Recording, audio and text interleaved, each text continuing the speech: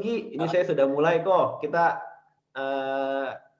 saksikan ya Sunday Punch dari Pak Sugi ya. Siap, siap. Selamat pagi, Suhu. Selamat pagi. Oke, thank you ya buat Pak Norman, buat kesempatannya, buat sharing di grup NK. Menarik sih ketika Pak Norman minta Sugi sharing, saya ya terus berpikir maksudnya, malah sebenarnya saya masih terus belajar sama Suhu di sini. Jadi mungkin yang saya akan share adalah lebih kepada mungkin profiling Sugi ya, biar Suhu juga kita makin kenal, makin dekat ya. Jadi bisa makin bantu Sugi lah, biar sama-sama gede di sini. Nah, dan berikutnya mungkin Sugi akan masuk ke beberapa hal ya, terutama kepada apa alasan Sugi join dengan Vision. Lalu Sugi sekarang nih bersama tim, selain kompetensi dan motivasi, Sugi mau masuk ke dalam lebih detail soal vision dan bisnisnya gitu ya. Jadi mungkin Sugi bisa share mulai share bahannya. Oke.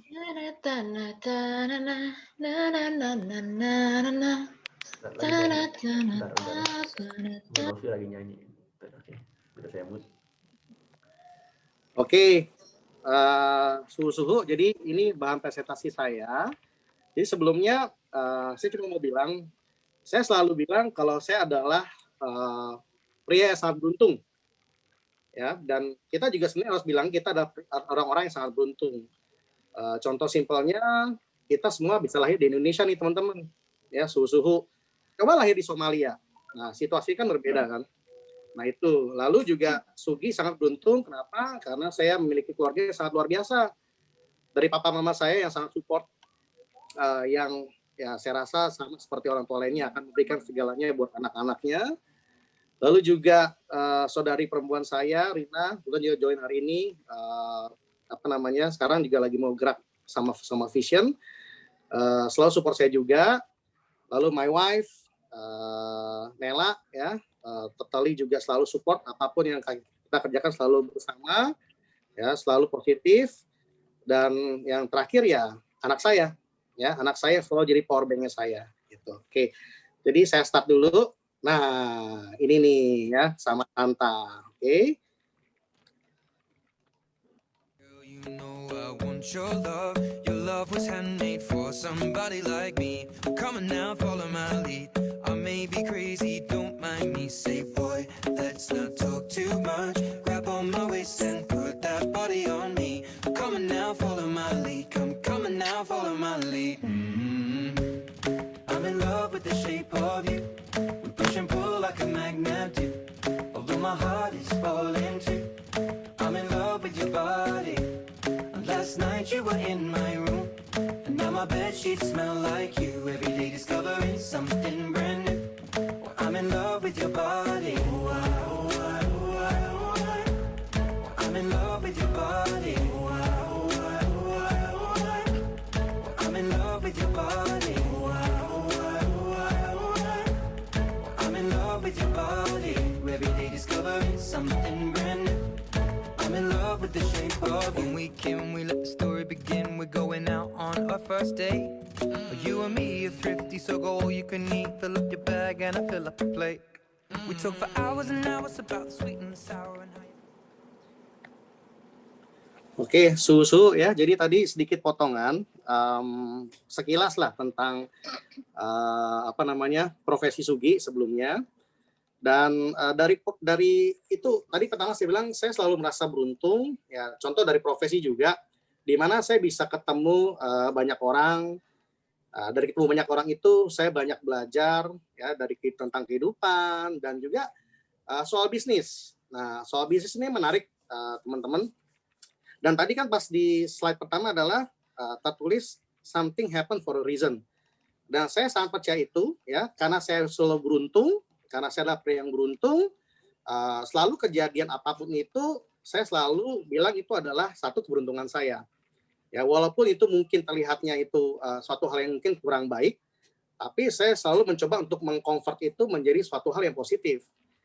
Ini salah satu mungkin starting awalnya saya, ya. Jadi saya dulu bekerja di sebuah perusahaan travel, ya.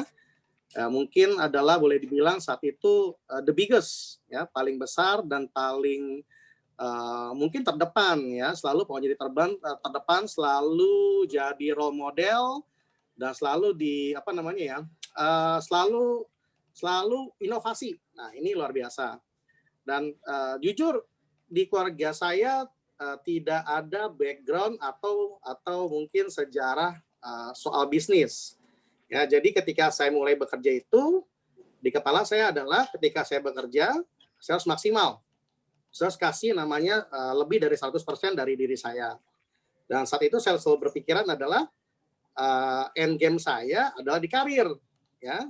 Jadi ketika saya bekerja itu, jadi saya training lalu pertama kali kerja dan selesai bekerja itu di tempat yang sama, suhu-suhu, ya.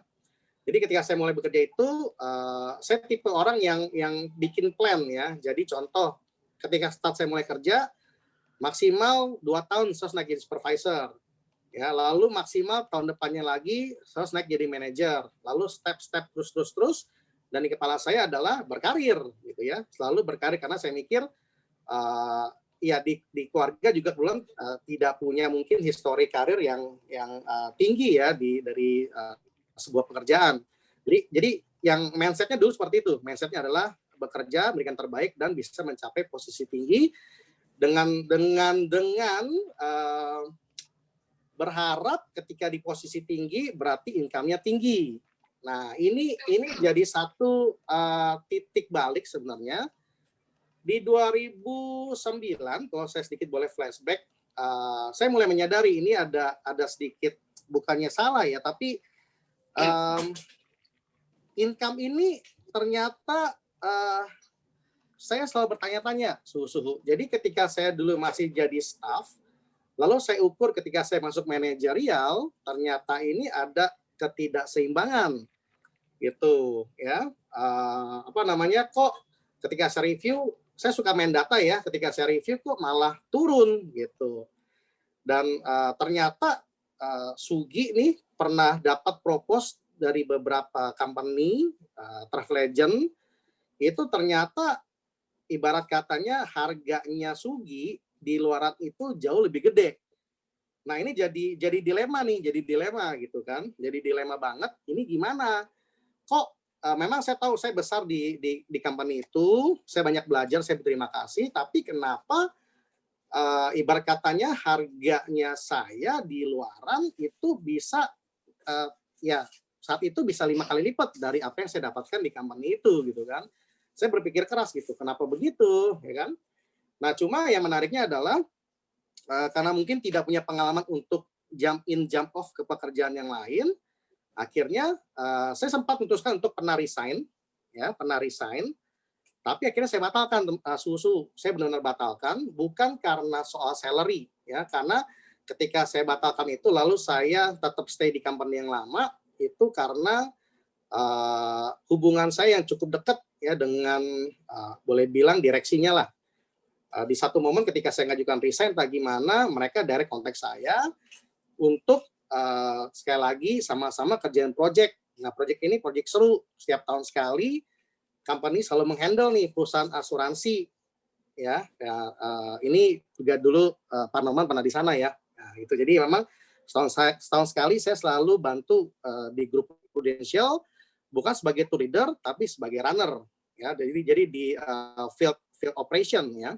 Jadi bantu tour leader supaya range perjalanan supaya jauh lebih baik lagi. Nah, singkat cerita, udah saya nggak jadi ambil offeringnya, saya tetap stay. Tapi sambil bertanya-tanya, ini apakah keputusan yang benar? Nah, ini saya juga masih bergulat gitu dalam hidup saya. Dan sambil bergulat itu, satu hal terjadi. Jadi di 2010, saya ajak satu keluarga saya, dan waktu itu istri saya belum jadi istri, ya, masih pacar. Saya ajak keluarga dia, kita sama-sama jalan-jalan ke China. Nah, ketika pulang, ya, tiba-tiba mama saya terdiagnosa pertama dibilangnya kanker, bahkan sampai stadium 3 atau 4, ya. Jadi cukup tinggi banget, yang bikin saya stres, ya kan. Ya, tapi akhirnya puji Tuhan ketemu dokter yang sangat baik, ya. Lalu ya intinya harus menjalani namanya operasi. Nah, situasi saat itu kan saya baru pulang jalan-jalan nih, artinya apa? Artinya kapital saya tersedot, ya. Saya ingat banget mungkin di tabungan cuma punya ada 1.000 atau 2.000 US ya, I think sekitar segituan deh. Which is operasi nggak cukup, dan saat itu saya tidak punya asuransi.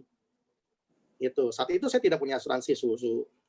Nah, singkat cerita, ya anyway harus tetap operasi. Saya pikir ya udahlah, saya biar pakai kartu kredit itu kan, ini kan bisa beres karena saya kebetulan tidak punya pengalaman buat ngutang gitu. Jadi saya pikir ya udah biar kartu kredit saya cicilan aja. Nah, ketika saya ada problem ini, ada my best friend yang kebetulan sekarang sudah almarhum dan saya tidak akan lupa banget sama beliau. Dia tanya saya, gimana you bayar rumah sakitnya? Saya bilang, ya you use my card, gitu kan, saya akan cicil bla bla bla. Dia bilang, buat apa? Kan kalau pakai kartu kredit bunganya gede. Ya saya bilang, I don't have any choice, saya bilang gitu kan. Ya, saya mau ngapain? Saya nggak punya pengalaman buat minjem dan saya nggak mau minjem. Dan amazingnya besok dia datang ke kantor, ya, dia kasih saya pinjam uang 3.000 US. 3.000 US, saya bilang sama dia, namanya Didi ya, Kak Didi. Saya bilang, Kak Didi, 3.000 US, problemnya adalah sekarang saya masuk di area manajerial.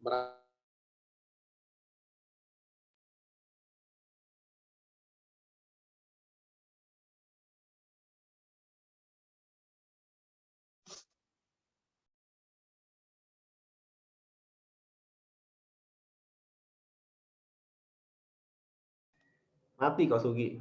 Oh.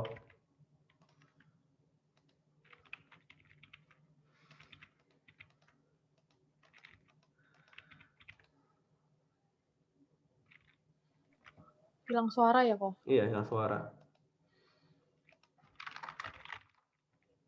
Coba WA dulu ya.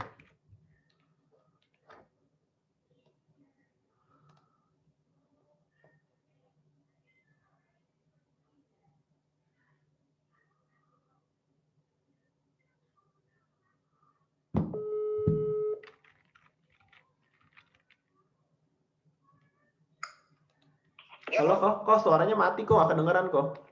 Suaranya mati? Oke. Iya. Suaranya mati ya. Coba. Udah masuk. Tapi gambarnya ada? Gambarnya ada kok, gambarnya ada. Kok Suginya disconnect. Gambarnya ada? Kok Suginya disconnect. Oh, tapi suaranya nggak ada? Iya, nggak ada. Oh, jadi di situ nggak ada ya? Nggak ada. Oh gitu, atau boleh mungkin sharing apa namanya ya, ini gimana nih, mungkin Kalau Sugi keluar terus masuk lagi bisa kok. keluar dari Zoom maksudnya? Iya. Oh iya, ini disconnect nih, iya ini benar-benar disconnect nih. Kalau begini, boleh nggak Pak, boleh pakai Aurelia Pak, Aurelia dibikin share screen nih, istri saya. Aurelia ya, oke. Iya, Saya udah kasih ya Pak ya. Oke, ya, thank you. Ya.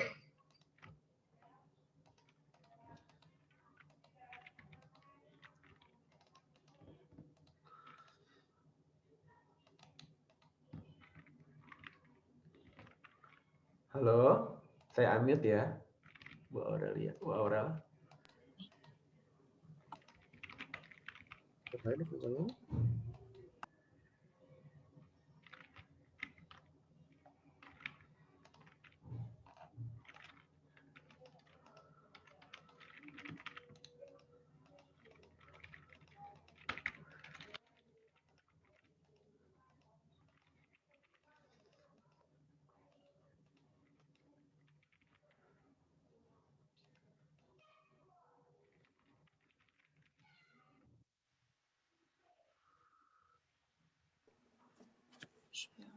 Halo Pak Norman.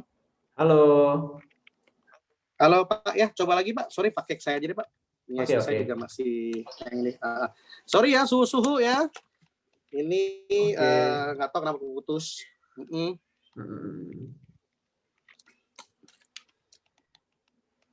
Suara hilang di 3.000 USD. Detail banget ya si Rafin ini ya. Oke, saya bisa share screen nih Pak. Oke. Sip, saya bisa share screen. Maaf ya suhu ya, ini saya thank you Rafin udah diingetin ya. The power of 3,000. Thank you Rafin. Oke. Oke. Wah, my power bank lagi deket-deket nih. Oke, ya jadi 3.000 US. Saya bilang sama beliau, si Didi ini, Kak, sorry, ini nggak kayak dulu. Saya nggak tahu bisa bayar berapa lama. Bisa 6 bulan, bisa 1 tahun.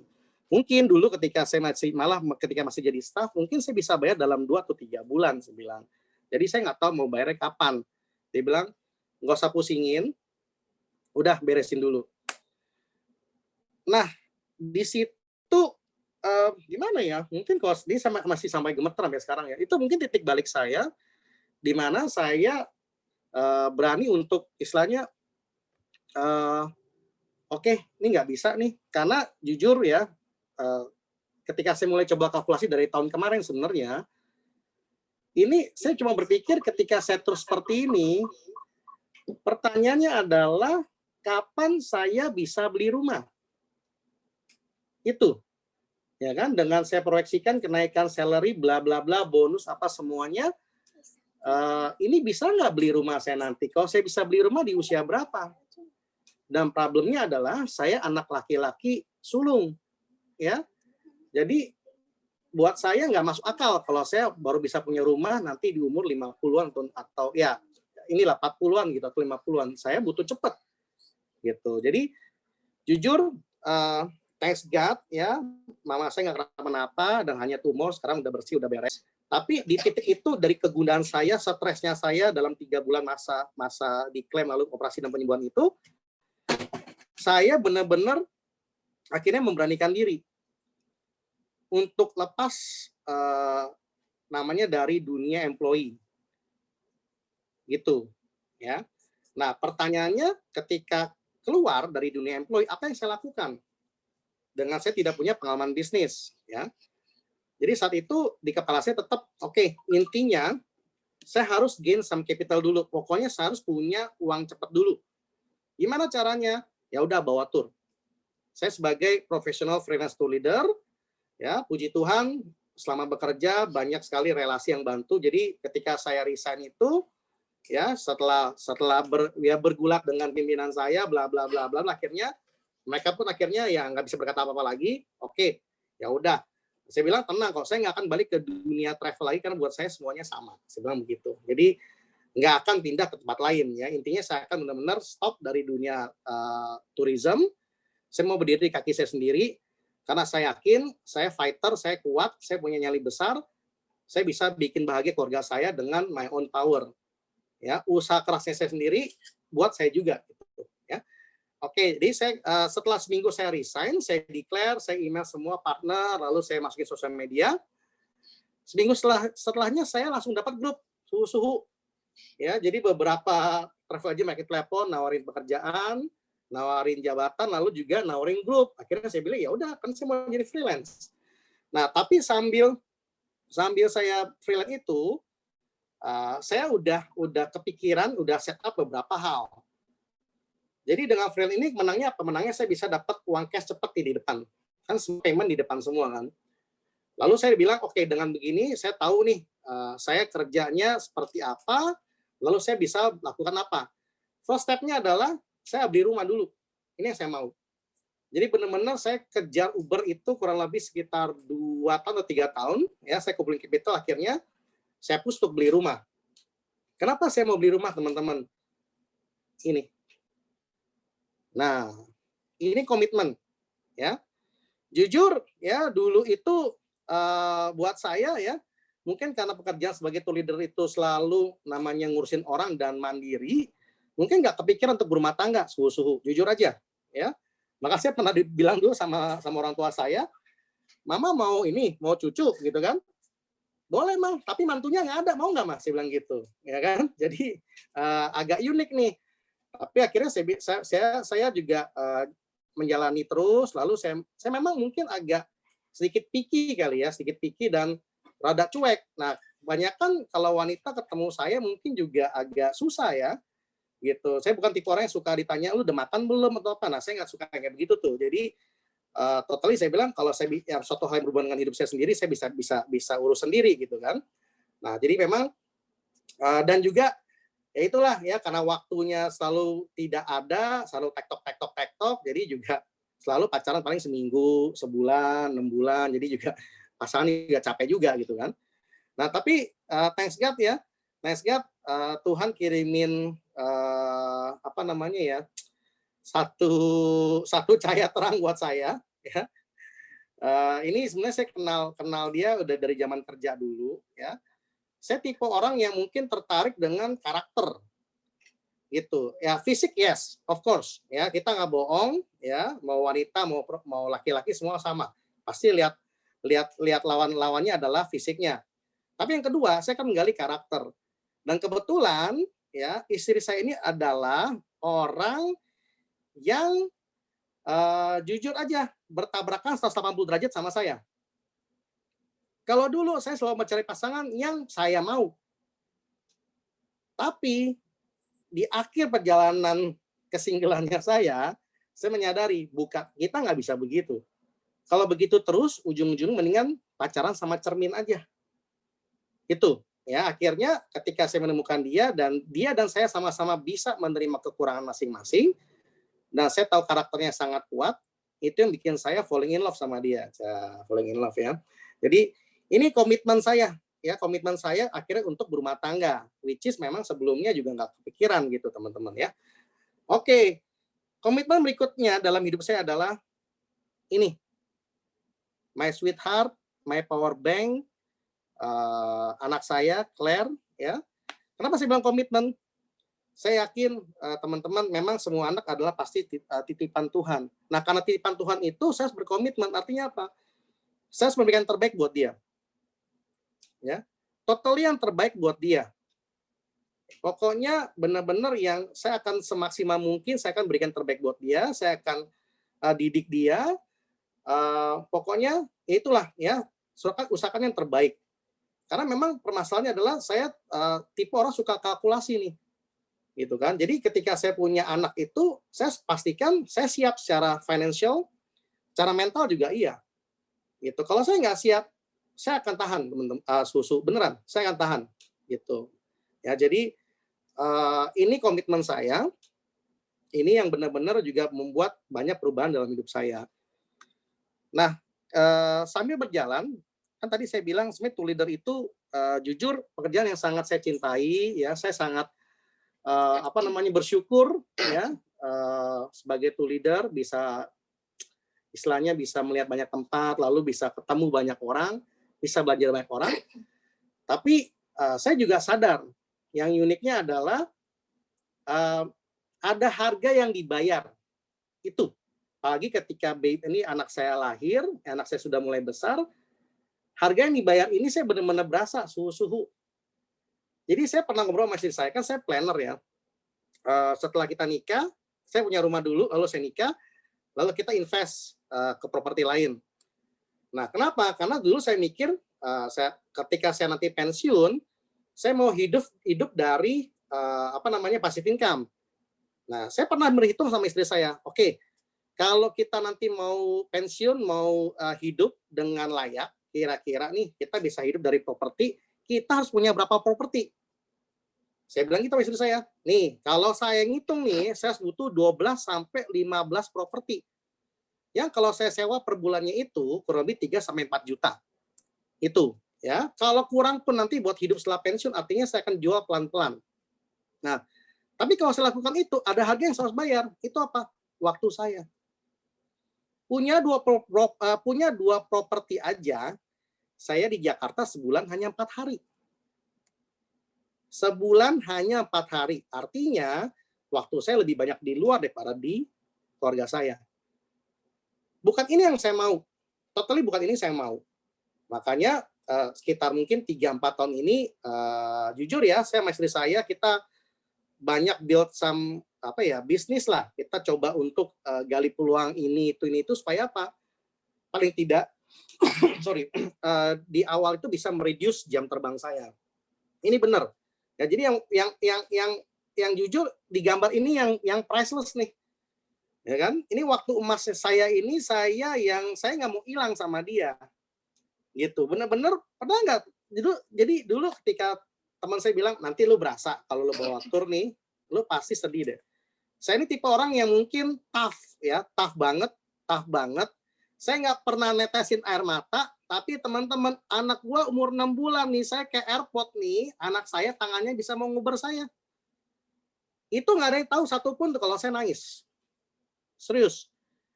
Itu benar-benar saya sampai bilang, mau sampai kapan begini nih? Ya, udah deh. Pokoknya makin saya hajar deh. Ya, pokoknya totalitas, pokoknya saya akan ngebut, ya. Saya harus bikin bisnis supaya apa yang tidak mengurangi waktu saya. Itu, ya. Jadi ini suhu-suhu ya, ada beberapa bisnis yang kita coba bangun sama istri, ya. Sekalian iklan nih, thank you ya Pak Norman ya. Jadi kalau suhu-suhu ada yang mau beli nasi tim ya, bisa beli tuh nasi tim mama. Ini gambar mama saya nih, suhu-suhu gitu ya. Alasannya dulu mau inilah.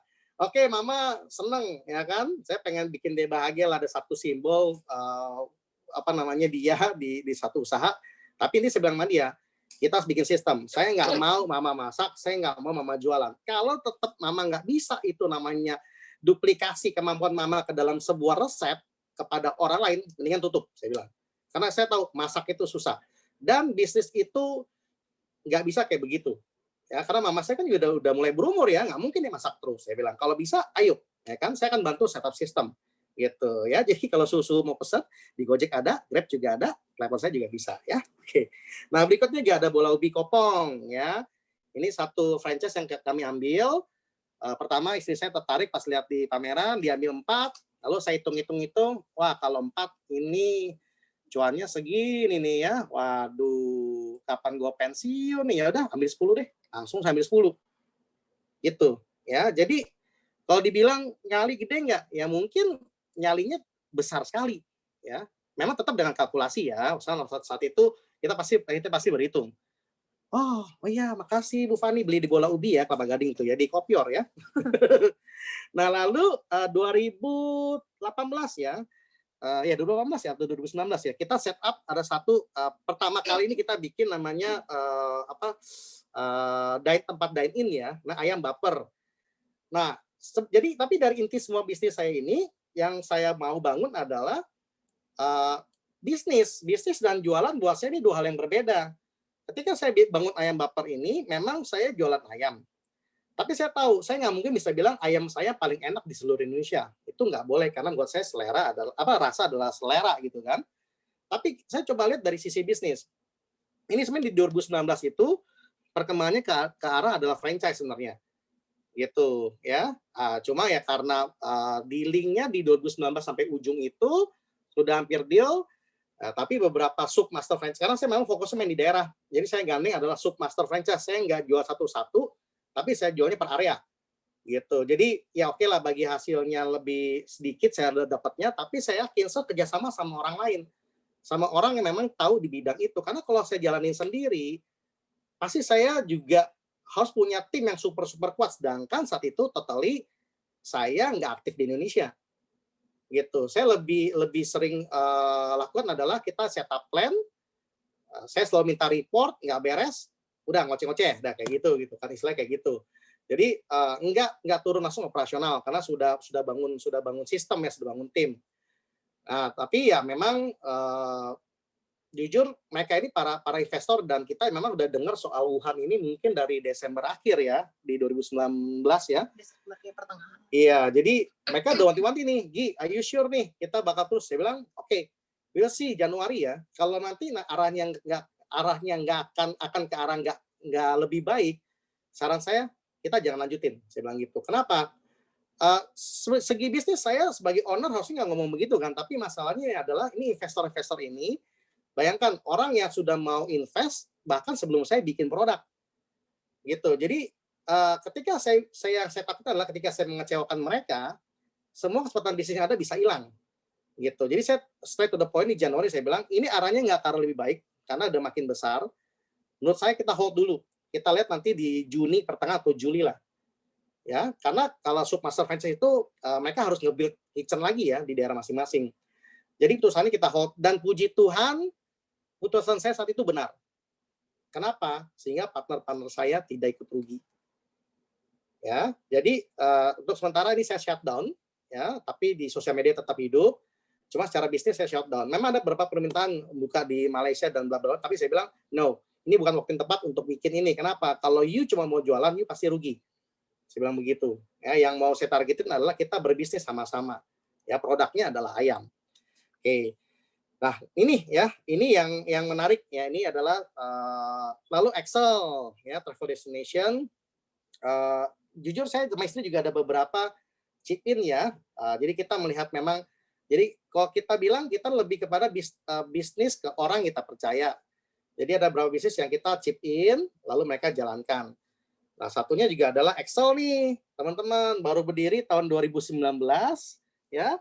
Juni ya, dihantam corona 2020 suhu ya. Jadi seru nih. Ya, tapi sampai sekarang kita masih coba survive ya, karena kita tahu di tim kita ini banyak banget pasangan mereka yang sudah dirumahkan ya. Ya udahlah, saya sama partner berpikir ya udah, toh juga kita ada invest. Ya berharap yang terbaik aja. Nggak berharap mereka loyal after this, tidak, tapi kita tetap coba bantu. Siapa tahu ya, pokoknya kita coba doing the best lah buat mereka. Jadi kita tetap jalan, ada sedikit penyesuaian salary ya, tapi mungkin boleh bilang kita dengan melakukan ini ya, kita doing more, even more than travel-travel besar yang ada di Indonesia ya. Jadi salary tetap jalan ya. Rugi atau tidak urusan belakangan, yang penting ya duit sudah masuk, chipin sama-sama. Kalau memang harus ya udah selesai, kalau memang nanti harus chipin ulang ya udah kita lihat nanti, tapi paling tidak ya kita coba doing something good for the other people gitu, mikirnya begitu aja ya. Oke. Nah, ini yang menarik lagi, inilah start karir Sugi bersama Vision ya. Karena saya selalu bilang, saya selalu bersyukur, saya selalu bilang thanks to God, thanks to Corona, and thanks to Stanley Maringka gitu ya. Jadi di Juni kan Stanley ini adalah teman baik saya ya, dari teman SMP saya ya. Pak Stanley ya, ada Pak Stanley ya. Nah, teman baik saya dari SMP, selalu bermain bersama, selalu kita kumpul bersama, selalu keluar bersama. Ketika PSBB kan memang kita nggak bisa interaksi ya. Nah, selesai PSBB itu lebih agak longgar di Juni, biasa saya pergi ngopi sama dia nih, ya ngopi. Dan saya iseng nanya, karena saya penasaran. Jadi Stanley ini memang selalu bantuin polis keluarga saya dari zaman dulu nih, zaman dulu dia di Ijo gitu kan. Selalu pokoknya intinya saya percaya sama dia, saya tahu dia ngerti, dan kebetulan ya saya orangnya sangat kritis, ya saya banyak bertanya dan dia bisa jawab. Kalau dia nggak bisa jawab, dia cari jawaban buat saya. Artinya itu saya yakin saya sudah berada di agent yang benar gitu kan. Lalu 2019 dia tawarin tuh untuk produk alias tuh HCFX. Nah saat itu saya bilang, wih keren banget ya. Akhirnya ya udah, saya masuk, saya beli polis HCFX sama Stanley gitu kan. Tapi kita nggak pernah ngomong istilahnya yang saya tuh nggak tahu sih alasannya kenapa Stanley pindah ke Vision gitu kan, ke Allianz. Saya benar-benar nggak tahu, karena saya tahu dulu dia lama sekali di Manulife gitu kan. Nah di Juni ini saya entah kenapa saya bisa nanya dia, bro, kenapa sih lu pindah ke Allianz sedangkan lu udah berapa tahun ya, dan bahkan ya buset kan nyokap lu di sana, wah lu maling kundang ya, saya bilang gitu sama dia gitu kan. Nah dia ketawa gitu kan, ya bilang maminya support banget. Dan tahu nggak, dia bilang sama saya, tahu nggak alasannya kenapa saya pindah dari Manulife ke Vision, dia bilang gitu, ke Allianz. Kenapa? Jawabannya sama seperti lu dulu nolak gue. Maksudnya ya, jadi Stanley ini sangat persisten nih dari zaman baheula dulu, dia selalu offering saya sama istri untuk berpartner sama dia di tempat yang lama gitu ya. Dan di Vision ini kebetulan saya sih nggak pernah merasa dia pernah sounding, tapi dia bilang dia pernah nyentil-nyentil gitu. Cuma mungkin saya lagi nggak fokus gitu kan. Jadi ya ketika saya bilang oke ya udah, apa sih yang dulu saya tolak dari kamu? Nah dulu itu memang kan area saya dengan dunia asuransi itu cukup dekat ya, bukan saya sebagai agen, tapi saya sering ngurusin namanya peserta tur yang dari dunia asuransi gitu kan. Ya, tiap tahun saya pasti akan urus si merah, lalu si singa terbang juga saya urus, yang si hijau juga saya urus. Jadi sangat dekat banget dengan dunia-dunia itu, dan bahkan sangat dekat sekali dengan beberapa leader-leader lah istilahnya, dan seperti teman gitu kan. Nah, cuma memang tidak pernah look deep down ke dalam bisnisnya gitu. Tapi dulu pernah dikenalin sama orang ya, temannya temen, jadi nggak terlalu dekat. Ya, dia dulu pernah nawarin saya gitu kan. Nih ada bisnis sih di asuransi. Saya bilang, oke, bisnisnya apa? Ya pokoknya jualan, dia bilang gitu. Jualan. Saya bilang, kalau jualan bisnisnya apa? Saya gituin, ya. Karena saya aja bangun ayam bakar aja nih, ya saya tahu saya harus beromset di situ. Tapi intinya adalah gimana cara memperbesar omset itu gitu kan. Ya gimana caranya? Ya yuk harus buka cabang. Nah, saya tanya dia, kalau you suruh I jualan, I know. Ya, kenapa you cari saya? Karena saya mungkin you rasa I punya market. Gitu kan. Jadi intinya, maksudnya apa nih? You ngajak I bisnis atau you mau get something nih dari saya?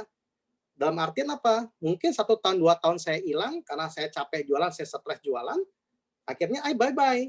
Dan you nggak peduli, saya bilang itu sama dia. Ya, so where is the business? Bisnisnya apa? Nggak bisa jelasin. Plan-nya apa? Nggak bisa jelasin. Akhirnya udah, saya udah bisa saat itu saya enggak, oke ini bukan bisnis nih. Tapi ketika Stanley jelaskan konsepnya, ya terutama tentang pertama alias dulu. Ya, alias dulu. Nah, buat saya alias itu menarik, ya kan? Alias itu kan simple ya, cuma dari agent ya, dari BE ke BP 300 juta. Gitu, ya. Dan kan dulu saya pernah gali di tempat lain, saya nanya nih kalau step-nya berapa lama, bla bla, saya kalkulasi nih. Saya orang organik nih, kalau orang organik pasti lama. Dan satu hal permasalahan saya nggak suka yang lama-lama. Gitu. Saya tipe orang yang kalau nginjak gas terus gitu, dan saya nggak mau terbentur sama sistem. Nah, ini saya nggak suka yang kayak begini nih. Ya, saya nggak mau terbentur sama sistem. Jadi, nah, kenapa saya bilang gitu? Karena saya tahu di tempat lain itu, contoh saya masuk Januari, di Maret saya achieve, tahun depan saya baru dapat benefit. Ya kan? Lalu saya harus tanda tangan leader. Jadi buat saya nggak make sense, itu manual banget. Kenapa saya harus naik, saya harus tanda tangan orang. Sedangkan saya yang berprestasi gitu kan. Jadi buat saya nggak masuk akal. Nah, ketika Stanley jelaskan sistemnya si Alex seperti apa, langsung oke. Nah, saya udah mulai tuh. Saya saya benar-benar saya bertanya ada kayak AK-47 tuh sama Stan itu, saya tembak terus tuh, ya kan? Lalu saya tanya dia, "Lu di alias di timnya siapa?" Karena saya dulu pernah punya polis alias juga, ya saya beli sama tetangga gitu kan. "Oh, saya division." Oh, langsung ya. Langsung saya bilang Mas Stanley, "Kasih saya 1 jam buat tolak ini." Itu omongan saya ke Stanley, kasih saya 1 jam buat tolak ini. Kenapa? 1, prinsipal kita sistemnya paling gampang. Kedua, saya berada di sebuah corporation, ya ibaratnya mungkin kalau prinsipal dan distributor, Vision adalah distributor yang paling luar biasa. Kenapa? Karena sudah terbiasa bermain dengan sistem seperti ini. Namanya people development, saya sudah tahu dan sudah pasti harus sama Vision. Kenapa? Karena saya sudah tahu tentang kode ini dari zaman dahulu. Zamannya di Pro. Kalau grup lain ikut Star Club mungkin 2-3 bus, kalau kode ini bisa belasan bus. Nah, ini kan berarti kan kolamnya beda kan? Nah, saya percaya ketika saya mau bermain di sebuah kolam, saya harus tahu kolamnya siapa. Dan saya bertanya sama Stanley, oke, lu gen berapanya kode ini? Gen 2, gen 1-nya siapa? Kasih lihat wajah kokoh jagoan manusia si Pet Tiao. Nah, gitu kan. Saya melihatnya unik nih, saya tanya, Norman Kosasi, saya dulu sering lihat ya namanya ya, cuma saya nggak terlalu perhatiin karena saya sering ngurus tour leader, bukan ngurus klien. Saya tanya dia, background-nya Norman apa? Nah, itu satu saya tanya dulu. Beliau pernah di mana aja? Kedua, timnya siapa aja? Ya, saya nggak tanya Stanley, teman saya tanya timnya Norman ada siapa aja. Maksudnya background-nya apa aja? Kolamnya isinya apa aja nih? Oke, lalu saya dapat informasi semua Stanley, saya bilang, oke, second deal. Langsung nggak pakai lama, saya deal. Dan hebatnya Stanley, tiba-tiba pokoknya, wah keagenan udah beres semua lah, pokoknya hebat deh, cepet deh. Gitu kan. Jadi saya benar-benar, alasan saya utama adalah bisa dihitung. benar-benar bisa dihitung. Kalau menurut saya kan kita sering propose bisnis partner adalah dengan layar biru ya, suhu-suhu. Layar biru ini bagus banget. Kenapa? Karena kita punya pattern yang kita bisa sampaikan kepada calon bisnis partner. Jadi kita bisa kasih gambaran satu view ini bisnis ini benar-benar real nih. Kenapa saya bilang benar-benar real? Kalau saya mungkin jujur ya, saya tidak fokus di ujung angkanya. Tapi yang saya lihat adalah kalau dapat angka itu caranya gimana. Jadi saya tipe orang yang pengen lihat prosesnya. Jadi saya hitung tuh. Ya, ketika Stanley kasih lihat layar biru, saya bilang sama dia, saya hitung.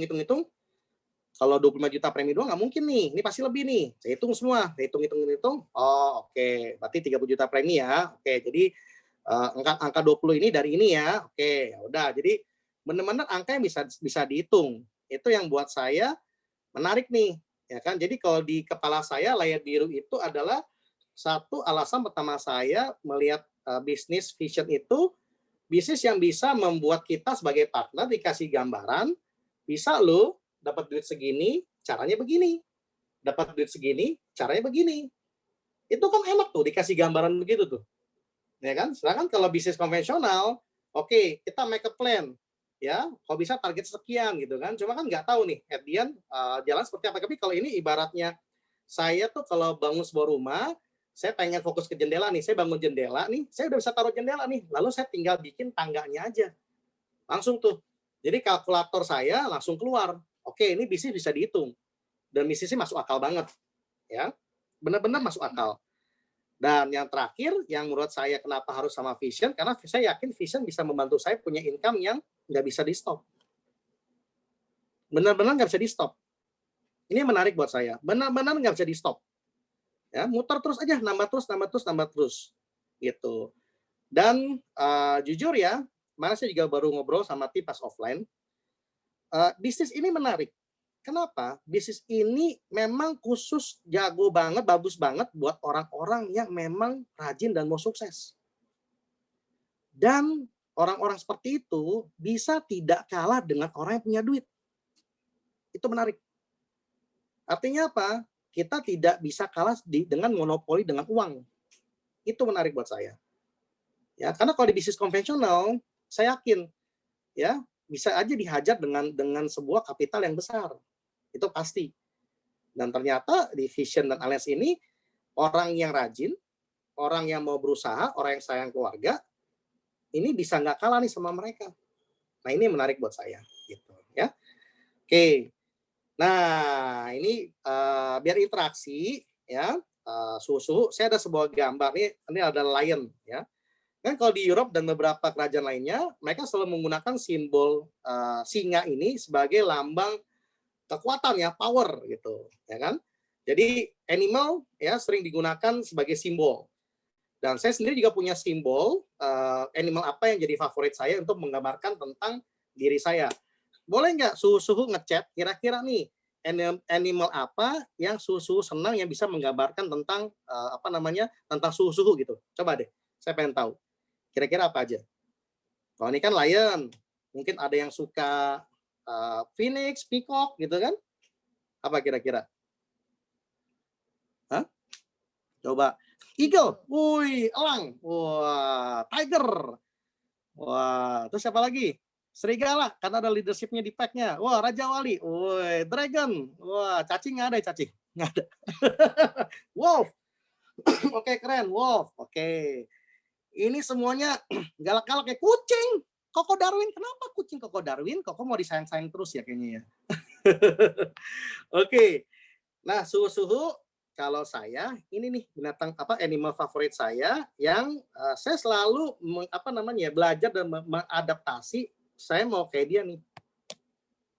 Jeng jeng. What is this? Bunglon. Nah, ini bunglon. Jadi menurut saya ya, kita itu somehow ketika hidup di dunia ini harus seperti bunglon ya. Jadi baik dari kita ketemu klien, kita harus bisa menyesuaikan diri nih. Tipe kliennya seperti apa, kita handle seperti apa. Artinya apa? ya kita harus menyesuaikan diri seperti mereka. SpongeBob, Ruli, oh iya. Oke kan? Nah, ini juga menarik ke arah namanya leadership. Yes, bunglon itu artinya apa? Dia bisa berubah jadi lion ketika memang harus jadi lion. Artinya apa? Tegas, gitu kan? Tapi kita juga sebagai leader nih, saya melihat kita juga harus seperti kadang psikolog ya, betul ya teman-teman ya. Jadi tempat curcol, tempat curhat. Nah, cuma mungkin kalau buat lawan jenis hati-hati nih. Habis curhat biasanya curahan kasih sayang nih, hati-hati nih gitu ya. Nah, cuma wanti-wanti aja gitu kan. Lalu apalagi kadang-kadang bisa juga tempat ya kita jadi kita bisa jadi coach, kita bisa jadi apalagi mentor gitu kan. Nah, ini menurut saya ini unik nih. Artinya apa? Ketika jadi leader, kita nggak boleh stop belajar. Gitu kan. Terus berkembang, mengembangkan dan memang karena saya yakin setiap partner kita tuh punya keunikan masing-masing. Kita nggak bisa maksa mereka jadi kayak kita gitu. Saya percaya itu. Karena saya pun nggak mau seperti totally 100% exactly kayak misalkan leader saya. Apa yang memang saya bagus saya ambil, ya, lalu saya modifikasi pasti. Gitu loh. Karena kalau exactly 100%, kayaknya nggak mungkin. Gitu. Jadi karena Tuhan tuh baik pasti ngasih masing-masing kelebihan. Itu menurut saya ya. Jadi bunglon itu adalah sebuah karakter yang memang selalu saya terapkan dalam hidup. Nah, ini sekarang saya mau jadi bunglon. Ya, saya hari ini tidak akan bahas soal teknis karena ini suhu-suhu ini semua juga jago-jago, keren-keren semuanya. Saya malah harus belajar sama suhu-suhu. Tapi saya mencoba ngajak suhu-suhu dan mungkin sebenarnya partner-partner baru saya ya. Dan kemarin juga saya juga begitu partner saya. Coba melihat nih karena gini, biasanya kan bisnis kita nih about motivasi dan kompetensi gitu kan. Dan ini harus jalan berbarengan. Cuma kalau saya mereview 6 bulan saya bersama Vision ini menarik. Soalnya soal motivasi ini seperti kayak agak kalau diterima semua orang tertentu tuh jadi abu-abu. Ya kan? Habis ini terbakar ikut James Gue, ikut Haryanto Kanadi, yes, luar biasa. Lusa besok udah lupa. Ya kan? Nah, ini yang saya bilang motivasi ini apa gitu kan? Motivasi harusnya bisa panjang. Ya. Kekuatan nyali itu harusnya bisa panjang. Motivasi iya betul, stimulus yes betul, tapi harusnya udah sampai di titik tertentu tuh udah nggak perlu turun ke bawah lagi. Ya, tidak sampai ke medium lalu bisa naik lagi gitu. Nah, ini saya coba bawa ke partner-partner bisnis saya. Oke, kita ngomong soal motivasi nih. Nah, bisa nggak kalau sekarang saya ngomong soal realita yang bisa jadi motivasi? Nah, ini yang mau saya bawa ke partner saya, ya. Kalau saya bicara bisnis, saya akan masuk kepada mereka adalah 5 langkah dalam bisnis. Ini adalah realita nih, realita semua bisnis harus begini. Dan puji Tuhannya, Vision sama. Sama banget. Nah, biasanya kalau mungkin punya partner yang belum pernah berbisnis, ini harus masuk nih ke mereka nih. Dan partner yang udah pernah berbisnis, kadang-kadang nggak sadar. Nah, ini dengan begini mudah-mudahan bisa bantu mereka. Oh iya benar juga ya. So, motivasinya ya udah kita dari realita lalu kita masuk ke motivasi dan mudah-mudahan aspeknya adalah dengan melihat ini orang tuh udah jauh lebih kuat dan nggak gampang di squeeze gitu ya, karena saya melihat di awal saya mulai itu ya ada rekrut partner ini lucu gitu ya, motivasinya luar biasa cuma 2-3 hari hilang gitu kan. Nah, saya coba bawa ini ke partner-partner saya yang udah existing ya, kemarin saya udah presentasi ke mereka dan ini isinya seperti ini nih. 1, startup. Ya, jadi sama seperti bisnis lain, kita harus belajar, kita harus mau belajar. Ya, saya orang organik, saya tidak pernah namanya berada di dalam dunia penjualan asuransi. Saya harus belajar. Ya, artinya apa? Saya harus rajin ikutin Zoom, harus yes, ya BP, ya kelas BP, Zoom-nya Norman, Zoom-nya Stanley, kelas BP semua full, AWS, LWS, semuanya saya harus ikut. Kenapa? Karena saya orang organik. Ya, dan kebetulan saya selalu bilang kita harus tambahkan, artinya apa? Belajar lagi offline, ya, cari lagi dari YouTube kayak, dari baca buku kayak, pokoknya harus siap nih. Ya, harus siap benar-benar harus mau ikutin proses ini, belajar, pahami produk, pahami konsep, ya. Dan itu semua uniknya, kerennya tuh udah ada di Vision. Gitu. Nah, cuma permasalahannya adalah biasanya orang-orang ini sadar tidak sadar itu nggak pernah mau ngelewatin proses ini dulu nih. Ujung-ujungnya apa? Secara startnya belum siap, lalu mereka mau maju ke depan. Nah, mau maju ke depannya dengan apa? Biasanya dengan alasan motivasi. Kenapa? Wah, gue udah yakin, gue udah pede. Nah, ini yang saya bilang bahaya. Kenapa? Karena saya pernah lihat nih, maju ke klien, ya, yes Pak, pokoknya saya akan jadi agent terbaik buat Bapak gitu kan. Oke, ya udah, produk lu kelebihannya apa? Yes Pak, Alias is the best gitu. Yes Pak, Alias is the best. Saya langsung bengong samping dia. Kayaknya nggak begitu juga kali ya, gitu kan. Jadi gimana orang bisa percaya kalau you ditanya produk you nggak bisa jawab, ya kan? Produknya emas gitu, ya, produknya emas. Jadi kalau you nggak mau ikutin prosesnya, you nggak mau belajar, gimana you mau mulai, gimana orang mau percaya, ya. Jadi kadang-kadang sering keluar nih, biasanya nih, ya, orang itu benar-benar startup ini benar-benar yang, aduh, mungkin ya, udah malas lagi belajar, udah nggak mau lagi. Nah, ini yang menurut saya, ini mereka harus tahu nih, dimanapun semua bisnis seperti ini harus belajar. Dan fase kedua adalah, nah ini survival mode, ya. Ketika startup belum beres, mereka maju berperang nih. Artinya mereka masuk ke momen namanya masa berjuang, masa bertahan. Ketika startupnya nggak kuat, ini akan jadi masalah. Kenapa? Dia akan mental. Makanya saya yakin nih, 6 bulan ini saya review nih, ya, rata-rata orang tuh udah start 2, 3 bulan, 6 bulan, ketika mereka nggak menyadari ada yang namanya start awal tuh mereka harus jalani dengan baik, ya, lalu mereka masuk ke masa survival, ini mereka kalau nggak kuat mereka mundur. Nah, masa survival ini apa? Masa aplikasi apa yang telah mereka pelajarin, mereka harus action. Jadi bukan cuma belajar tapi harus action. Masuklah mereka ke masa namanya survival mode. Di sini tuh namanya ketemu penundaan sama klien, ketemu nyinyiran orang, ketemu berbagai macam obstacle, ya, berbagai macam kendala. Pertanyaannya, you mau bertahan atau enggak? You mau evaluasi atau enggak? Itu. Dan biasanya orang itu mau cepet. Pokoknya rasanya udah belajar, menurut dia udah pede, dia langsung terjun aja. Akhirnya apa? Kecewa. Gitu. Dan ini yang mau saya bawa adalah di bisnis apapun semua sama, ya. Di konvensional juga begini. Saya yakin banyak susu sini yang juga ada bisnis gitu kan.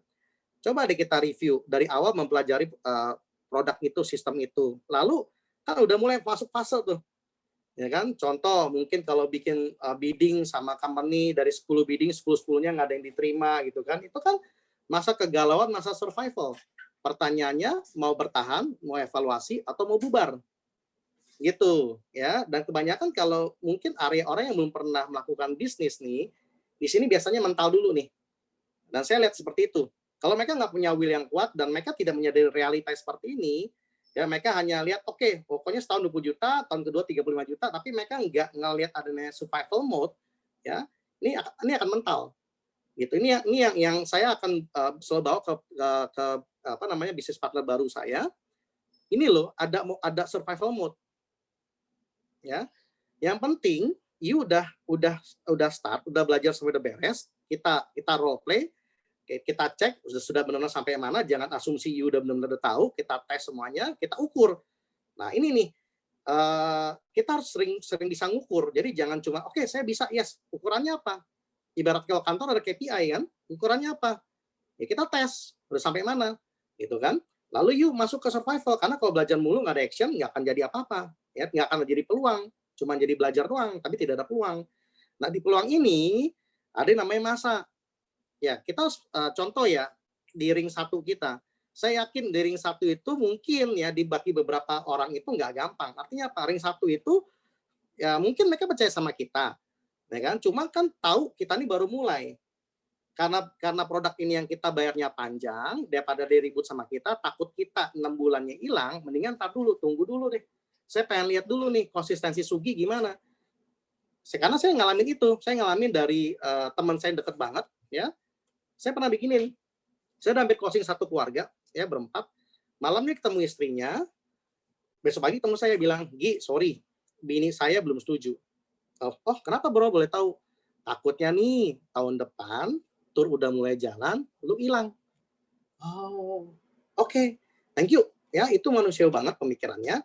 Jadi tugas saya sekarang adalah make sure, yakini you kalau I memang benar-benar serius di sini. Udah. 3 bulan setelahnya dia menyerahkan seluruh polis keluarga dia ke saya. Itu. Coba kalau misalkan saya ketemu di saat itu, saya milih saya bubar nih, bisa aja kan? Karena awal-awal pasti kan kita kedekat orang yang tahu kita, mereka tahu kita kalau kita ini baru mulai, takut kita hilang, ya udahlah. Ya nanti deh tunggu dia kelihatan serius banget baru kita beli sama dia. Gitu ya. Jadi benar-benar survival mode kita harus sadarin berapa lama? Bisa 3 bulan, bisa 6 bulan. Dan ini saya sangat belajar banget saya belajar banget sama namanya Kakak Rosna. Kakak Rosna kan berada di survival mode ini mungkin 5 bulan ya. Kan pernah sharing bulan ke-6 atau ke-7 baru closing. Kan ada pilihan buat Kakak Rosna untuk di dalam bulan ke-2 sampai ke-7 itu untuk dia selesai. Dia nggak lanjutin. Tapi karena beliau mau survive di situ, beliau tetap lanjut. Dan apa yang terjadi sekarang? Ya luar biasa. Gitu. Ya, dan saya selalu bilang sama partner baru saya, ini bukan bisnis coba-coba ya. Ini bukan coba-coba, ini bisnis real. Ya. Dan satu hal yang pasti tidak ada yang instan di dunia ini. Di bisnis ini juga sama, semua sudah prosesnya. Kalau mau yang instan, mau duit cepat banyak, gampang, tiap malam nyala lilin aja. Saya bilang gitu kan. Nah, jadi ini seperti bisnis lainnya, ada namanya survival mode. Ini harus kita lewatin dan kita sama-sama kuat di sini, gitu kan. Oke, lalu setelah melewati survival mode ini, enaknya di sini nih, udah making profit. Nah, artinya sudah ibarat pecah-pecah lah ya.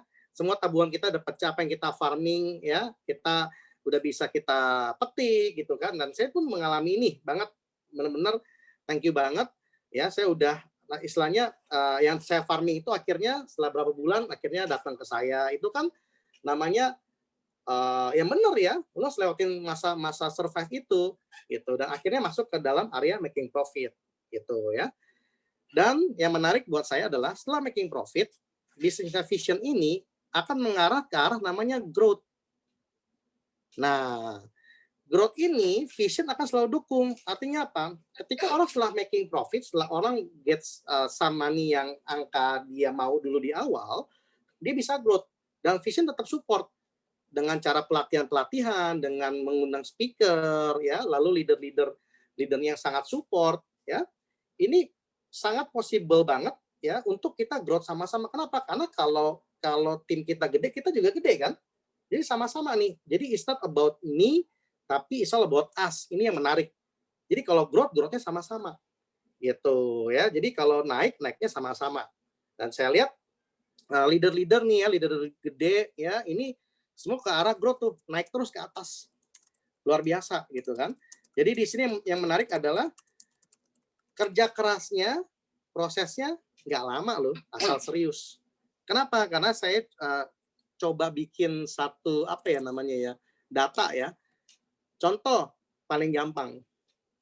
Saya paling dekat, saya areanya Stanley. Stanley 2 tahun, income 100 juta. Lalu berikutnya, yang luar biasa, saya lihat ada satu anak muda. Saya cari tahu background-nya apa, cari tahu dulu prosesnya gimana, saya tahu kerja kerasnya seperti apa, ya, Stanley juga cerita, saya juga cari tahu. Akhirnya di tahun ke-4, income-nya bisa angka 400. Gitu kan? Jadi di sini yang menarik, itu nggak pernah bohong hasilnya gitu. Asal mau serius, asal mau rajin, dan yang pastinya cepat.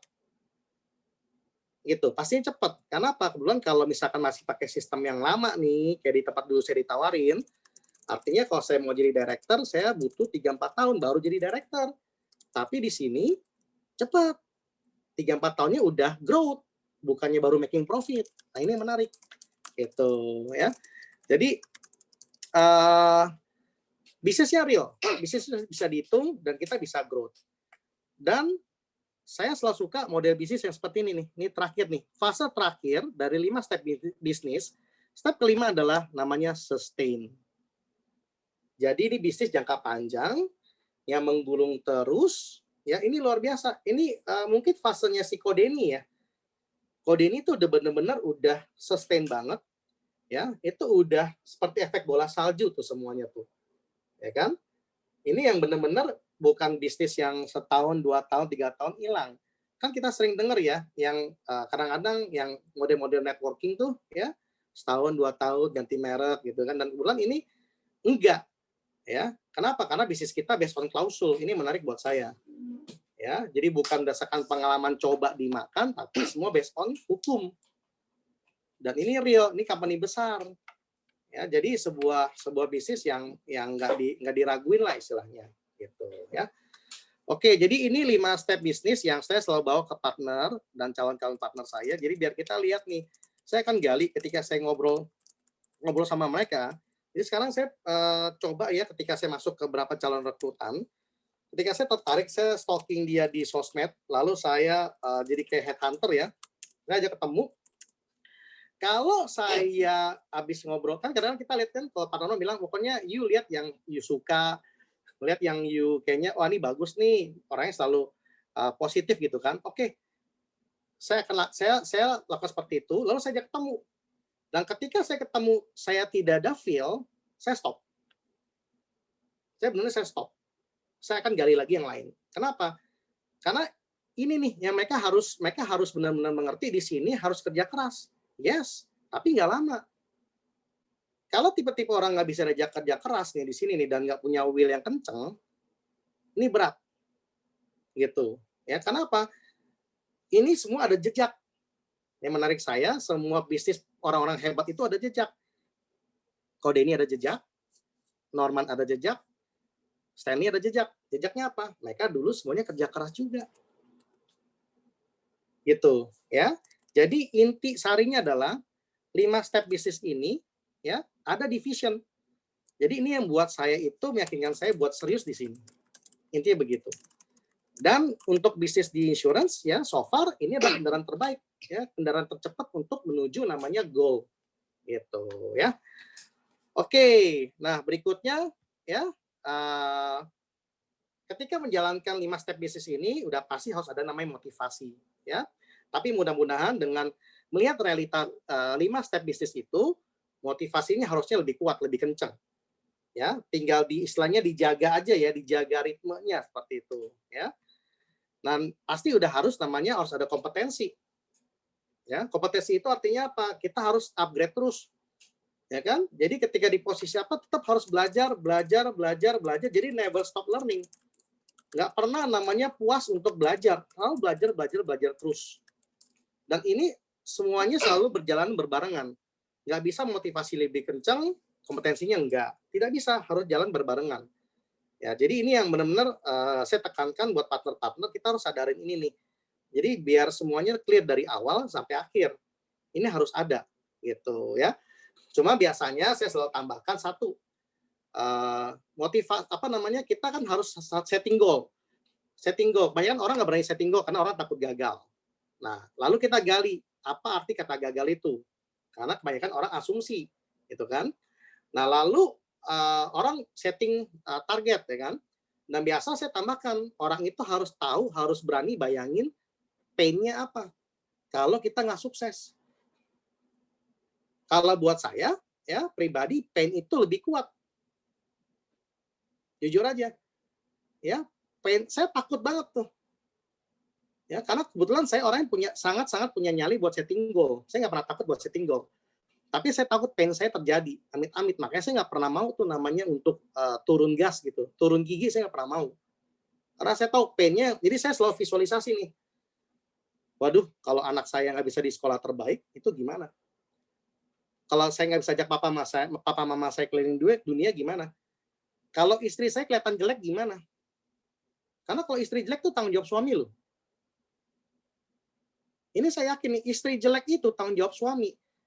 Jadi kalau suaminya bisa cari duit yang banyak, bisa dandanin istrinya pakai Rolex, ya, bisa dandanin istrinya pakai Prada, ya kan, bisa pakai bulu mata, ya kan, bener nggak tuh kan Kokasim, wah, waduh. Nah Andre itu beli Dior, ya, sama Hermes, waduh. Nah, waduh, langsung kenapa menggelora nih semua para wanita di sini ya.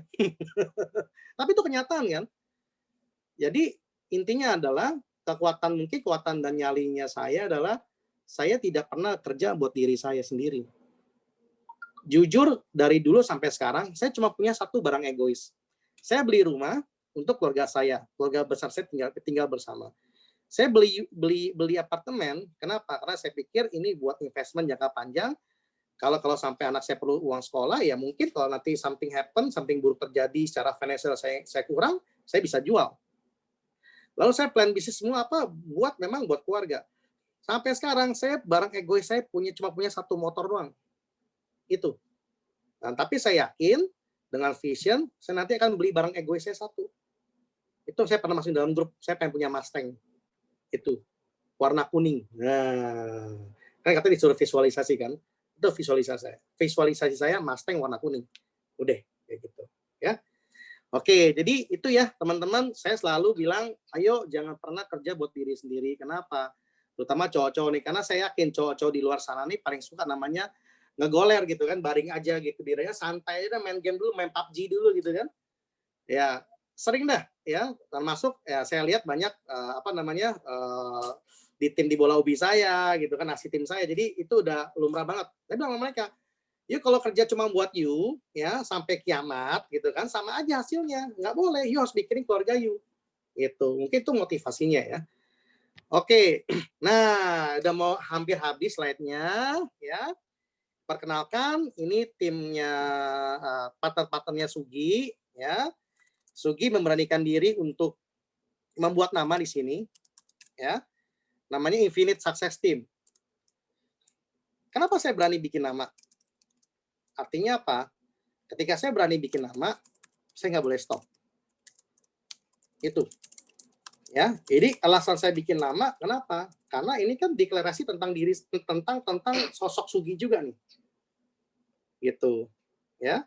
Dan di sini di 2020 kemarin ya, di Desember, mungkin ada beberapa partner yang belum masuk, sorry banget, tapi ini nih di 2020 di akhir tahun saya bilang sama mereka, teman-teman ya, mitra-mitra bisnis, yuk kita totalitas, yuk kita belajar terus, kita evaluasi terus ya, kita berpikir secara bisnisnya yang benar-benar itu bagus ya, kita maksimalkan semuanya. Supaya apa? Di ujung 2021, namanya kita bukan Infinite Success Team, tapi namanya Infinite Success Group. Karena buat saya, tim dan grup ini beda. Beda apa? Beda jumlah orangnya. Dan slide terakhir saya mau tampilin, ya. Jadi ini di harapan saya di 2021 ujung, ya.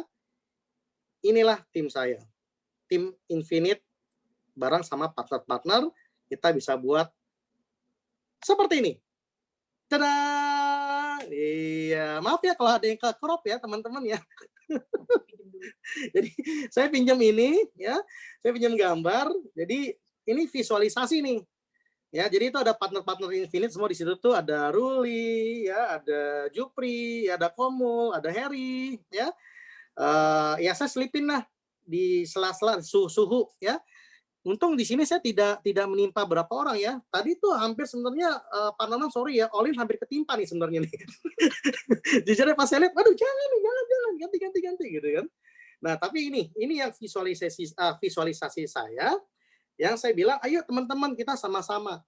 Ya sekali lagi ini bukan tentang saya, tapi tentang sama-sama gitu loh. Yuk sama-sama gede. Dan ini gambaran di 2021 ya.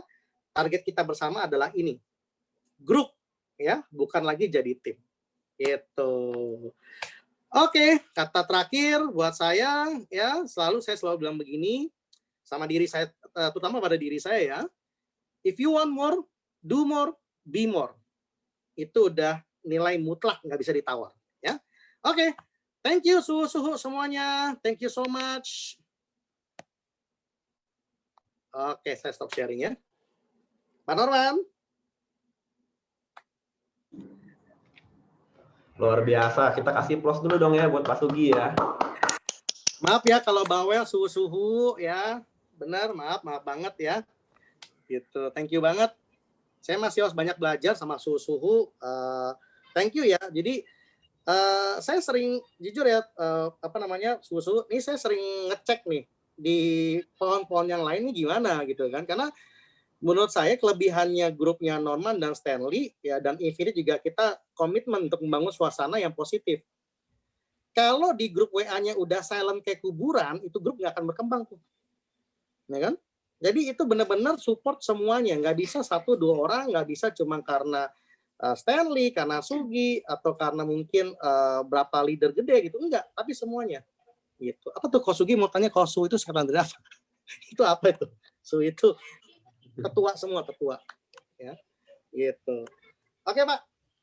Nah, luar biasa Kosugi ya, kita kasih tangan dulu dong buat Pak Sugi nih ya. Lihat nih sharingnya nih ya, semua berapi-api ya, langsung semangat semua. Berkati banget kok ya, saya dengarnya semangat banget. Kosugi Ya. sekarang udah berapa bulan kok join division kok? Jadi Pak Stanley itu saya lihat keagenan saya pokoknya dari Juli aja. Juli ya. Mulai Juli ya. Tapi jujur Pak, saya 3 minggu pertama saya nggak mau jualan Pak. Ya, jadi ketika pertama kali ngomong sama Stanley, saya bilang, Stanley, saya kan kita temenan, kita belum pernah bisnis bersama.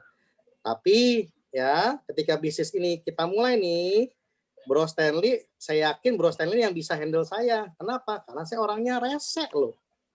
Saya bilang sama dia, rese dalam artian apa? Saya harus detail. Contoh, apapun omongan bla bla bla, please give me the memo. Gitu kan. Kenapa? Karena saya cuma takut miss gitu kan.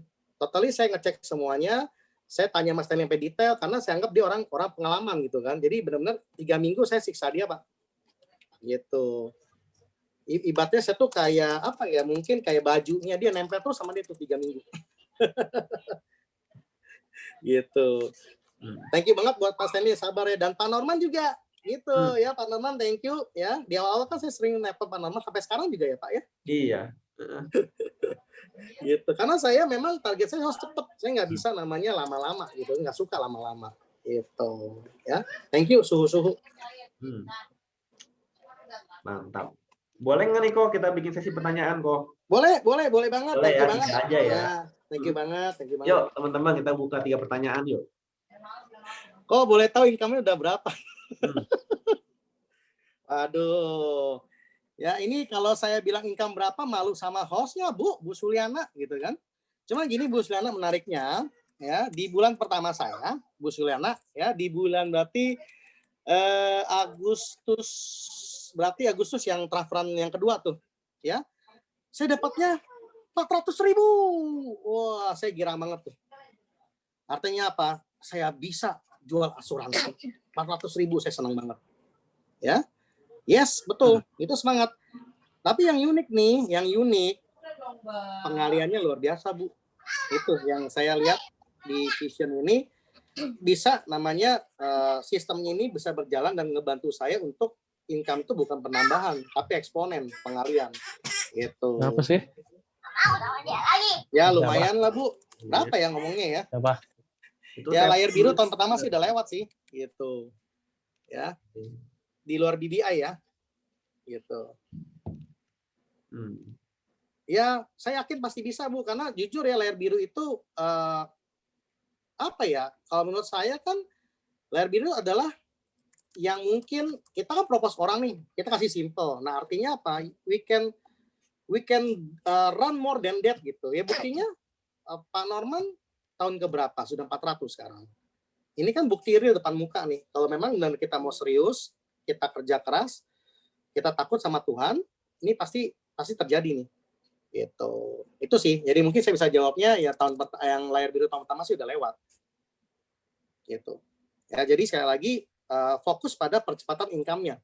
Itu menurut saya, dan harus push sampai ya over limit, jangan till the limit tapi over limit. Itu aja sih. Ya, semoga menjawab Bu Suliana ya.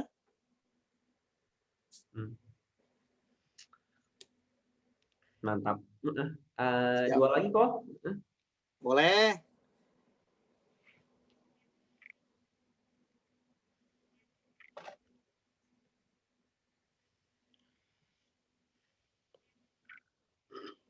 Apa tuh? Oh, yang step pertama apa? Yang step pertama adalah namanya memulai Bu. Memulai, start. Nah, memulai ini kan namanya fase belajar ya, fase belajar tentang produk, lalu tentang konsep, lalu kan semua ada di kelas BP itu, ya. Jadi kalau mau cepat, BP harus ikut terus. Sampai sekarang saya masih terus ikut BP, ya. Karena kadang-kadang juga apa yang buat saya kena mungkin setelah berapa minggu tuh saya benar-benar dapat banget gitu kan. Tapi selalu kalau di awal saya mulai ya, saya selalu tambahkan dengan offline. Offline itu artinya apa? Saya Uber leader saya.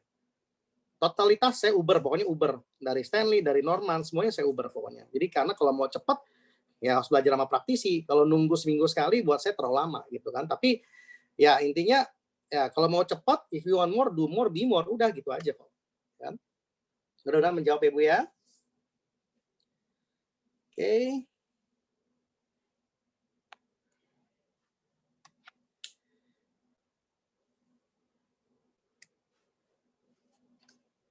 Ada lagi?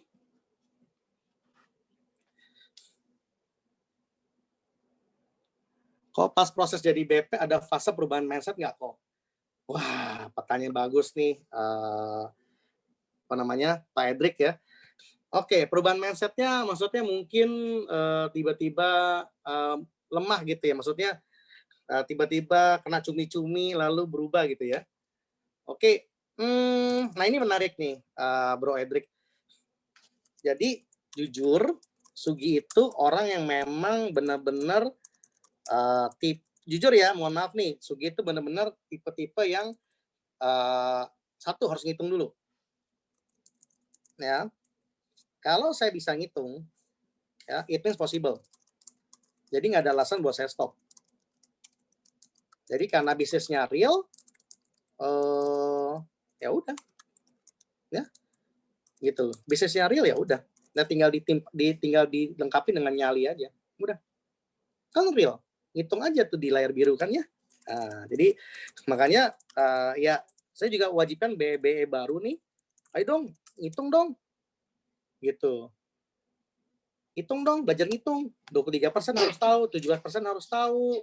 Kalau ada biaya harus tahu. Nah, lalu you set tuh target mau diangka berapa. Nah, mau pakai caranya apa? Apakah jualan pribadi sekian, apakah unit sekian, atau grupnya sekian. Udah. Jadi harus tahu dulu itu sih. Ya, nah kebetulan karena saya memang tipe yang sangat calculate, ya clear. Gitu. Jadi ada nggak perubahan apa ya? Totalitas ya perubahan saya banyak banget. Selalu mungkin tambah positif dan mencoba selalu melihat sesuatu tuh dari sisi koin yang berbeda. Jadi apa ya? Ini kan bisnis ini benar-benar harus punya apa ya? Harus punya will dan punya mental yang bagus. Ya, jadi ketika ada punya itu sih harusnya nggak ada halangan apa-apa sih. Gitu. Jadi mindsetnya ya mungkin dari diri saya ya jadi makin positif dan jujur ya. Ini yang nilai plus buat saya makin apa ya? Mungkin makin percaya ya campur tangan Tuhan itu ada. Itu sih. Ya kan? Campur tangan Tuhan itu ada. Thank you. Gitu. Oke, Kosugi mau nanya, Kosugi langsung rekrut dulu atau sebanyak-banyaknya atau didik dulu pelan-pelan? Pertanyaan bagus, Koko Steven. Oke. Jadi awal mula saya dulu mulai, saya banyak rekrut. Ya. Rekrut dan tiba-tiba banyaknya kayak layangan putus. Nah, saya selalu bilang gitu ya bahasanya, layangan putus. Jadi menurut saya, kita sebagai BP harus spesial dulu sih. Dalam artian harus berprestasi. Ya. Dan benar-benar harus menggali lebih. Ketika jadi BP kan is all about leadership. Ya kan? Nah, ini benar-benar harus menggali lebih soal leadership seperti apa. Lalu kalau saya sekarang mungkin lebih menggali lagi lewat interview. Sebenarnya saya akan ajak ngobrol interview sih. Gitu. Ketika saya lihat ini orang bagus, saya ajak ngobrol. Sekarang jujur ya, semua orang ketemu saya nih, saya ajak ngobrol. Gitu. Ya kan, duduk makan nih di samping saya ajak ngobrol. Saya lagi merokok, saya perokok ya. Saya bisa ngobrol sama orang. Lalu saya gali dia. Kalau saya senang, saya minta nomor telepon. Itu. Ya, jadi kita lihat dulu sih. Dan jujur saya mungkin sekarang lebih banyak, oke, saya banyak ketemu orang, tapi ketika saya ketemu saya nggak srek, mungkin belum dulu. Tapi saya nggak langsung gimana ya, saya masukin dalam list nih. Saya tetap pantau. Itu sih. Ya, karena memang benar-benar orang yang memang harus satu visi sih, yang bisa bikin grup itu besar ya, yang bisa sama-sama kerja itu yang yang yang yang beda ya. Karena kalau banyak-banyak juga ujung-ujungnya energi kita kesedot ya, kita nggak bisa fokus kepada partner kita yang serius. Itu sih, itu yang saya pikirin sih. Itu, tapi tetap gali sebanyak-banyaknya, tapi harus bisa, kalau menurut saya harus dibikin di kotak ya. Ini yang mana yang memang kita serap banget. Kalau tiba-tiba kita ngobrol kita nggak serap, ya mungkin masukin dalam seperti ya apa ya, kayak waiting list lah gitu. Ya kita lihat, kita gali lagi dia. Itu aja sih Coach Steven. Thank you Coach Sugi. Thank you Siap, banget. Coach Steven. Dan ya didik pelan-pelan itu artinya, nah ini menarik nih. Kita di sini kan di aspek kita bisa jadi jenderal. Artinya apa? Partner-partner yang serius harus juga jadi jenderal. Jadi kalau saya biasanya nih, saya suka, oke di awal saya akan make sure, saya akan bikin ukuran, oke ini dia udah siap nih, udah bisa maju ke klien. Nah biasa kan di awal kan buat PD ya mungkin saya lihat nih, ada yang memang bisa jalan sendiri, langsung tuh, saya minta dia jalan sendiri tuh. Saya nggak akan temenin, tapi habis itu kita evaluasi. Setiap kali ketemu orang kita evaluasi, habis ketemu orang kita evaluasi. Saya akan tanya dia tuh, ya kan? Tapi mungkin ada beberapa partner yang mungkin ya di awal harus ditemenin. Cuma ibarat main game nih, kalau to be continue itu koin saya cuma 3. Saya cuma ada 3 koin doang. Artinya apa? Artinya saya akan temenin cuma 3 kali di depan. Jadi make sure gunakan, manfaatkan 3 koin ini dengan maksimal. Lebih dari itu, saya lihat dulu kalau case-nya memang unik, oke kita bantu. Kenapa? Karena yang kita mau aja kan sama-sama jadi jenderal, bukan cuma BP biasa. Nah ini yang saya bilang, oke BP itu alias tuh banyak banget. Benar nggak sih? Karena buat naik dari BP kan ya 25 juta 1 tahun gitu loh. Ya kan? Gampang kan? Nah cuma yang kita mau kan bukan BP-nya, tapi bisnisnya yang dimulai setelah BP. Kalau ditepokin terus, buat saya nggak dapet, karena kan dia harus bisa edifikasi, dia harus bisa namanya menyampaikan itu kepada partner, makanya pentingnya proses dari BE ke BP, itu belajar tuh semuanya tuh, gimana closing, gimana penerimaan kita terhadap penolakan, ini harus ditularkan kepada partner-partner. Kalau nggak dilatih proses itu dengan baik dan dicerna, cuma tinggal duduk diem, leadernya closingin, nggak akan jadi. Itu ujungnya cuma BP 10 juta. Saya pernah survei kok, pasti banyak BP 10 juta kok income-nya. Nah, apakah itu yang kita mau? Kan pasti enggak. Kalau income 10 juta, mungkin kalau Steven mah mendingan di tempat yang lama aja. Benar nggak kok? Ya nggak?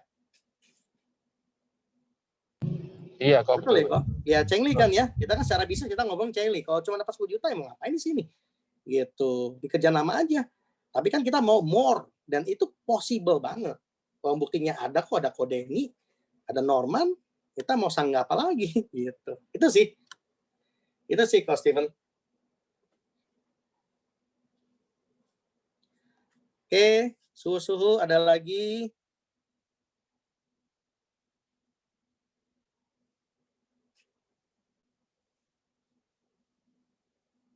Halo. Aduh, Sugi. saya belajar banyak sama Bu Rosna. Thank you loh. Sugi. Ya saya sering pinjemin sama Bu Rosna, sorry ya Bu ya, saya sering pinjem karena saya lihat Ibu itu yang di masa survive itu yang Ibu luar biasa. Dan Ibu jadi contoh buat saya. Dan contoh buat partner-partner gitu ya. Oke, ada yang mau nanya ya? Sorry lagi, Pak Ruli ya? Ya, Pak Ruli, gimana Pak Ruli? Ya, jadi dari Juli sampai Januari ini, kalau bisa dibilang rata-rata per bulan berapa case tuh Pak? Wah, menarik nih. Berapa case ya? Kemarin saya tutup akhir tahun dari Juni ke Desember, I think it's about like 40 case apa 20 case ya? Ya segitu deh Pak, jadi lupa Pak. 40 case, 50 case, and 6 months 40, ya? 40 case kayaknya, 40 case. Ya, betul. Tapi di November, kan saya orang suka coba-coba tuh Pak Ruli. Ya kan, coba-coba misalkan ketemu yang kayak begini gimana. Lalu di November, saya coba scale up. Itu artinya apa? Jualan premi scale up. Itu premi yang kita tahu secara financial bisa, ya udah saya lihat ke arah sana dan saya coba gitu. Ya bisa, effortnya mah sama aja sebenarnya sih. Gitu. Jadi contoh kayak case Januari ini yang awal itu cuma 4 case. Gitu kan. Effortnya sama nggak sama case yang lain sama. Ya kan? Tapi kita tetap ya saya tetap bantu kayak kemarin saya closingin ada anak yang terbentur di asuransi lain, di kita bisa bantu. Nggak apa-apa, cuma kita harus coba-coba sih, harus coba main ini, main itu. Kalau kita nggak coba, kita nggak tahu, ya kan? Kayak hari ini saya coba-coba nih, apa namanya ya? Menarik nih hari ini saya sebenarnya mau sampaikan contoh nih kalau boleh sharing ya Susu. Saya kasih contoh ke partner-partner saya. Tadi pagi saya kan dari dulu tuh saya selalu mau clearkan nih soal namanya market, ya kan? Tadi pagi saya bikin video, hey teman-teman, I got my market nih. Ya sekarang saya di market namanya Monday Market. Tahu nggak tuh apa? Pasar Senen. Tadi pagi saya ke Pasar Senen. Nah, saya pakai sistem ciluk, Mbak, kayak Pak Norman. Halo, apa kabar? Bla bla bla bla. Ini asuransi bla bla bla bla bla gitu. Ya kan? Sistem ciluk, Mbak, yang nggak bisa kabur. Ya, suaminya mau kabur, istrinya di dalam, saya cegat gitu kan. Nah, udah. Yang kedua, tadi siang. Nah, saya mau ngajak partner nih. Ya, partner, kebetulan beliau masih di Ijo, ya, di M, ya. Dan ketemunya di Sampurna Strategik. Gitu. Saya ketemu dia di Sampurna Strategik. Ya, jadi ya nggak apa-apa.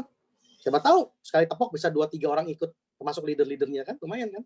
Gitu ya. Jadi ya harus berani, harus coba. Ya you doing something inilah unusual lah, gitu. Itu aja sih. Gitu Pak. Thank you Pak Ya, Sugi. iya. Jadi kalau saya berani, Bapak juga pasti berani. Ya Pak Ruli ya. Nah ini Pak Ruli ini partner saya yang dari detik pertama ketemu klien pertama dia sampai sekarang tidak pernah saya temenin. Tidak pernah saya temenin. Ya, tapi habis ketemu kita selalu evaluasi. Betul ya Pak Ruli ya? Yes Pak. Betul. Yes. Takut nggak enak Pak nasabahnya ntar. Tuh, takut nggak enak dan Pak Ruli pasti jadi besar karena berani take responsibility. Ya. Itu. Oke. Pak Norman. Halo Ko Sugi, ya. Iyo. Kita ada yang mau ditutup kok, terakhir kok buat semua kok, biar bisa akhir Februari ini kita bisa dapat Taiwan kok, ya. Oke. Fokus banget di awal di awal tahun. Kenapa? Karena kalau kita bisa achieve, kita bisa gas. Contoh, kita bisa achieve di Februari ini adalah, let's say target saya adalah 40% dari target setahun, ya. Artinya apa? Semua PR kita yang kita bikin target, yang sama-sama, yang waktu Norman juga mungkin teleponin suhu-suhu di sini, di bulan 10 pasti selesai. Artinya apa? Ketika bulan 10 selesai, masih ada 2 bulan lagi, bulan 11 dan 12, buat nambahin lagi. Itu. Jadi memang please fokus ke 3 bulan pertama ini nih. Ya. Jadi kalau ekspektasinya adalah di Februari bisa di angka mungkin 30-40% dari target. Wah itu pasti bulan 10 dapat tuh. Itu. Ya. Dan bulan 11 dan 12 tambah lagi. Lu dapat lagi cien-cien. Gitu. Itu sih, Pak. Jadi gaspol terus. Mantap.